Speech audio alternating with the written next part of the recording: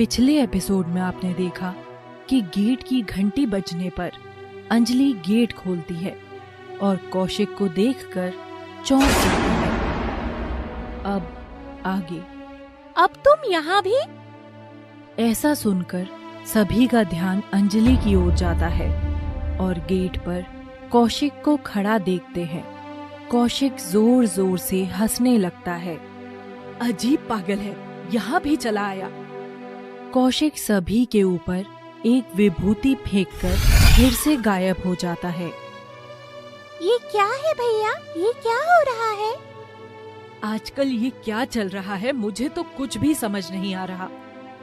मुझे पंडित जी ने सही बताया था कि हमारे घर में बुरी आत्माओं का साया है। कहीं ये बात सच तो नहीं? नहीं, ऐसा नहीं हो सकता। माँ, आप इन सब के बारे में सोचकर क्यों परेशान हो? ये कोई लुटेरे भी तो हो सकते हैं। हाँ, सही कहा। और हम इसकी सूचना पुलिस को दे सकते हैं। आंटी जी, आप परेशान ना हो।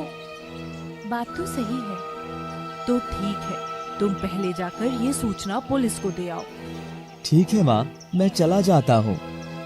मैं भी चलती हूँ। और शिवानी, यदि तुम्हारा भी मन हो तो तुम भी आ सकती हो। शिवानी बात समझ जाती है और चलने के लिए हाँ कर देती है। अर्जुन, शिवानी और अंजलि तीनों खंडर पहुँच जाते हैं। शिवानी अपने नागिन मानव रूप में आ जाती है और जैसे ही वो खंडर के अंदर जाने के लिए कदम रखते हैं, कोई शक्ति उन्हें पीछे फेंकती है और वो दूर जाकर गिरते हैं। अपनी औकात मत दिखाओ कौशिक। हम तुमसे बात करने आए हैं तो बात करो, वरना यूं हमारा रोज रोज पीछा मत करो। खुद को घमंडी और चालाक समझने वाली नागिन आखिर आज अपने कदमों से कौशिक के साम्राज्य में आ ही गई। ज्यादा बकवास ना करो और अंदर आने दो, वरना हम जा रहे हैं। तुम्हें वापस भेजने के लिए नहीं बुलाया है, आ जाओ अंदर। शिवानी, अर्जुन और अंजलि तीनों अंदर चले जाते हैं, लेकिन वहाँ कौशिक अकेला नहीं होता। आओ, आओ शिवानी। मयूरी, तुम बाहर कैसे आई? जिस गुरु से तुमने शक्तियाँ सीखी होंगी, उस गुरु की भी प्रिंसिपल हूँ मैं। सभी हंसने लगते हैं।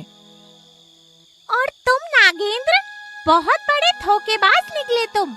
और तुमको लगता था कि शिवानी बहुत महान है और तुम मुझे हमेशा कैद करके रख सकते हो, लेकिन ऐसा नहीं कर पाए।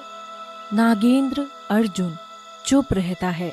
और ये एक अंजलि जिसे मैंने मयूरी की जगह भेजा था, लेकिन ये भी कुछ नहीं कर पाई। मैं कोशिश कर ही रही थी, लेकिन मौका ही नहीं लगा अभी तक।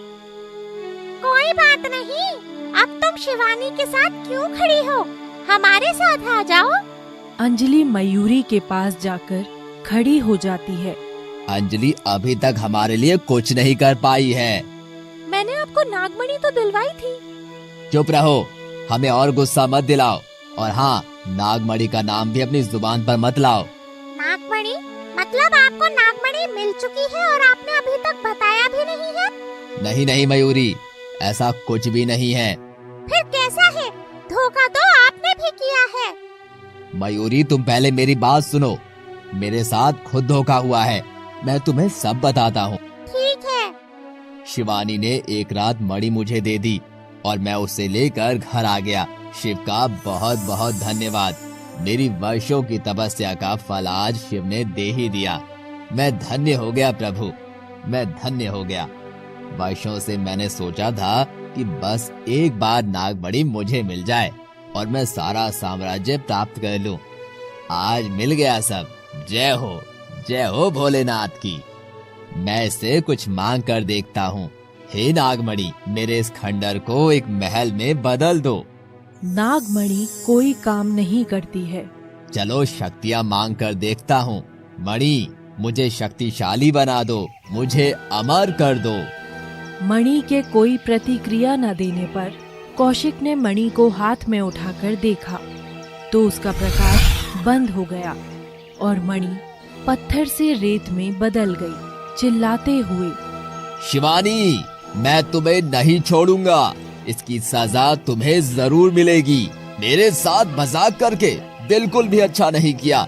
ये सब करके तुमने अपनी मौत को दावत दिया है। आपके साथ इतना बड़ा मजाक? कौशिक अपनी शक्ति से 2 जुड़वा नागिन रीता और नीता को बुलाता है और उन्हें काफी सारी शक्तियाँ दे देता है। तुम्हारी कथा बंद हो गई हो तो हमें भी कुछ बता दो। तुम्हें इतनी जल्दी क्यों है शिवानी? बहुत देर से तुम्हारी बकवास सुन रहे हैं। अर्जुन, तुम कौशिक से ऐसे बात नहीं कर सकते। अंजलि, मैं तुम्हारा पूरा सच जानता हूँ, तो कृपया करके खुद को महान दिखाने की कोशिश ना करो। अब अंजलि ने किया क्या है? वो तो मेरी जगह गई थी ना अर्जुन के पास। मयूरी, तुम नहीं जानती कि अंजलि भी कितनी बड़ी धोखेबाज है। इस कौशिक ने तो नाक में ही दम कर दिया है। हाँ, इसका कुछ तो करना पड़ेगा। कौशिक तो मुझे मेरे लिए भी खतरे जैसा महसूस हो रहा है। कौशिक कभी किसी का नहीं हो सकता। आज से मैं भी तुम्हारे साथ हूँ। मैं कौशिक की नजरों में उसकी साइड रहूंगी, लेकिन मैं आपके साथ हूँ। Okay, done. ये मैंने खुद अपने कानों से सुना।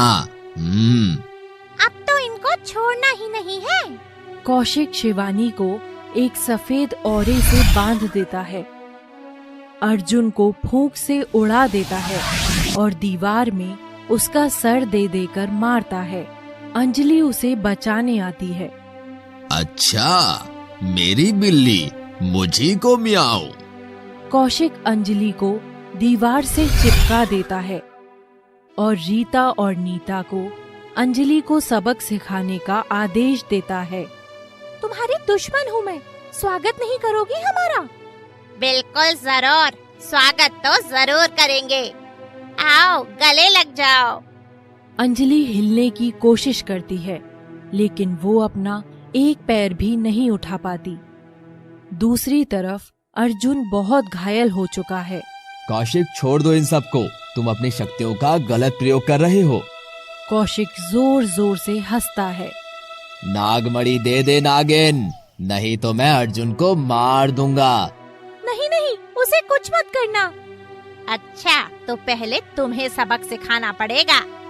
रीता और नीता अंजलि की तरफ बढ़ने लगते हैं। उसे कुछ मत करना, नहीं तो तुम जीवन में भी मणि प्राप्त नहीं कर पाओगे। तुम नागिन की बात को ध्यान से मत सुनो। अंजलि को मार दो।